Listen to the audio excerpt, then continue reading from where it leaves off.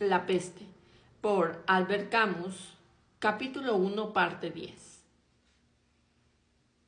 El doctor recordaba la peste de Constantinopla, que, según Procopio, en un día mató a 10.000 víctimas.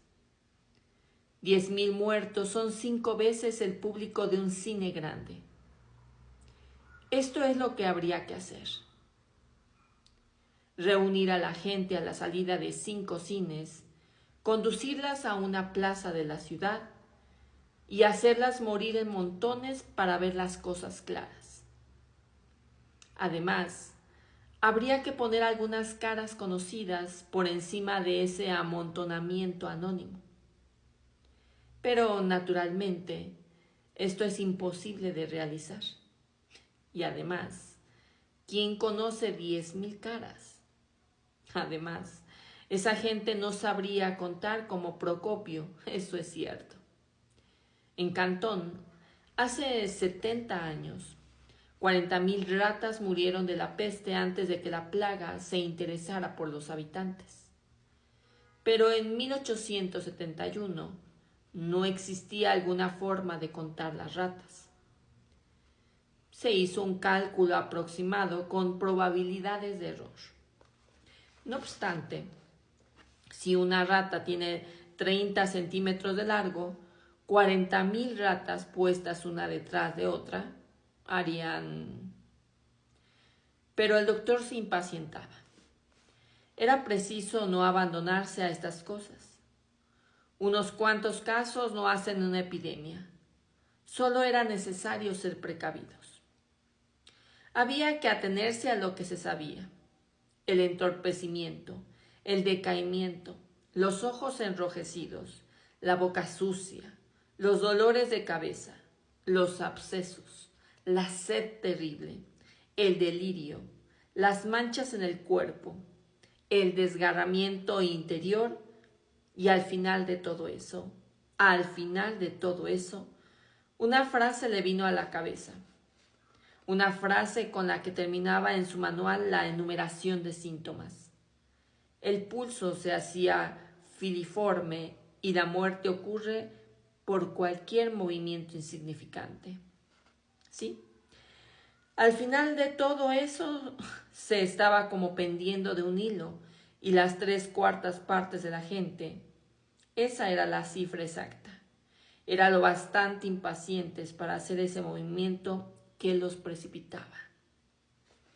El doctor seguía mirando por la ventana.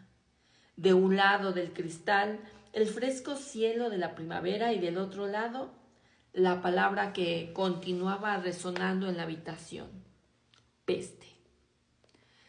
La palabra no significaba solo lo que la ciencia sabía de ella, sino una larga serie de imágenes extraordinarias que no concordaban con esta ciudad amarilla y gris, moderadamente animada a aquella hora, más zumbadora que ruidosa.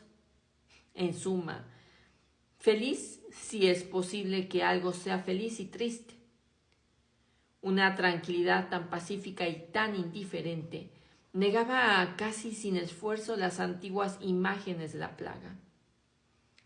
Atenas apestada y abandonada por los pájaros, las ciudades chinas llenas de agonizantes silencios, los presidiarios de Marsella apilando en agujeros los cuerpos que caían, la construcción en Provenza del gran muro que debía detener el viento furioso de la peste, Jaffa y sus odiosos mendigos, las camas húmedas y podridas pegadas a la tierra removida del hospital de Constantinopla, los enfermos sacados con ganchos, el carnaval de médicos enmascarados durante la peste negra, las cópulas de los vivos en los cementerios de Milán, las carretas de muertos en Londres aterrado, y las noches y días por todas partes llenos del grito interminable del hombre. No, todo esto no acababa con la paz de ese día. En el otro lado de la ventana, el timbre de un tranvía invisible se escuchaba de pronto y refutaba en un segundo la crueldad del dolor. Solo el mar, al final del cuadro moribundo de las casas, era testigo de todo lo inquietante, de lo que no tiene descanso en el mundo. Y el doctor Ryu, mirando el golfo, pensaba en esas hogueras de las que habla Lucrecio, que los atenienses, lastimados por la enfermedad, levantaron frente al mar. En la noche, los muertos eran llevados, pero no había lugar, y los vivos peleaban con antorchas para depositar en las piras a sus seres queridos. Mantenían batallas sangrientas antes de que abandonaran sus cadáveres. Se puede imaginar las hogueras enrojecidas ante el agua tranquila y oscura, los combates de antorchas en medio de la noche crepitante y de centellas y de espesos vapores ponzoñosos que subían hacia el cielo expectante. Se podía temer. Sin embargo, este vértigo no tenía razón. Es cierto que la palabra peste había sido pronunciada, que en aquel mismo minuto la plaga sacudía y arrojaba por tierra a una o dos víctimas. Pero, ¿y qué se podía detener?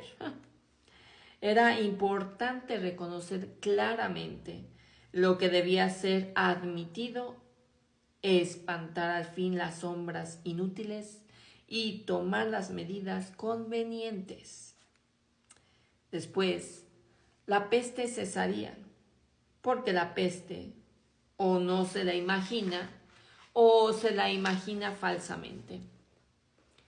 Si se detuviera, y esto era lo más probable, todo iría bien. En el caso contrario, se sabía lo que era, y si no había medio de arreglársela para vencerla primero, se le vencería después. El doctor abrió la ventana y el ruido de la ciudad aumentó de súbito.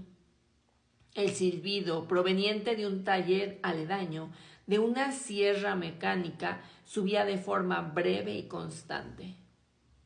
Ryu ahuyentó todas esas ideas. La verdad estaba allí, en el trabajo de todos los días. El resto estaba pendiente de hilos y movimientos insignificantes y él no se podía detener. Lo esencial era hacer bien su trabajo. El doctor Ryu estaba en medio de sus reflexiones cuando le anunciaron la vista de Joseph Grant. Este, aunque era empleado del ayuntamiento y desempeñaba otras actividades, a veces le encomendaban tareas en el servicio de estadísticas del gobierno civil. Por ello, tenía la obligación de llevar al registro todas las defunciones. Y como era siempre servicial, accedió a llevar él mismo una copia de sus resultados a casa de Ryu. El doctor vio entrar a Grant con su vecino Cotard. El empleado blandió una hoja de papel. Los números aumentan, doctor, anunció. 11 muertos en 48 horas. Ryu saludó a Cotard y le preguntó cómo se encontraba. Grant explicó que Cotard había ido a agradecer al doctor y a disculparse por las molestias que había causado. Pero Ryu miraba la hoja de la estadística. Bueno, dijo Ryu.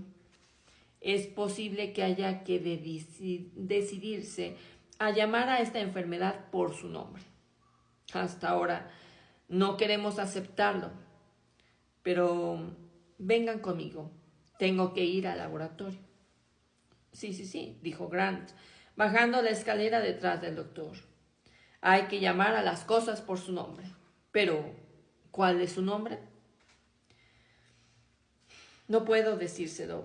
Por otro lado, de nada le serviría saberlo. Como usted sabe, sonrió el empleado, no es tan fácil.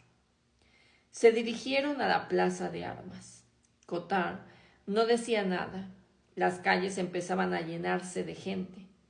El crepúsculo fugitivo de nuestro país retrocedía ya antes de la noche